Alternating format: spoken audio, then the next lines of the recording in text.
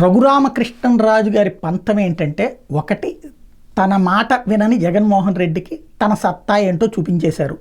ఆయన ఓటమి, వీళ్ళ ముగ్గురు కలవడం, 164 మంది కావడం, దీని వెనకాలంతా తన పాత్ర ఉంది కాబట్టి తను సక్సెస్ అయ్యాడు. అలాగే ఎమ్మెల్యేగా గెలవడం ద్వారా తన వంతు తన పాత్ర. అయితే తన జోలికి వస్తే ఎవ్వడిని వదిలిపెట్టను అనేటటువంటి సంకేతం ఇవ్వాలన్నదే రఘురామకృష్ణరాజు ఉద్దేశం. తనని అరెస్ట్ చేసిన సిఐడికి ఆ రోజునే వార్నింగ్ ఇచ్చారు, మీ అంతు చూస్తానని.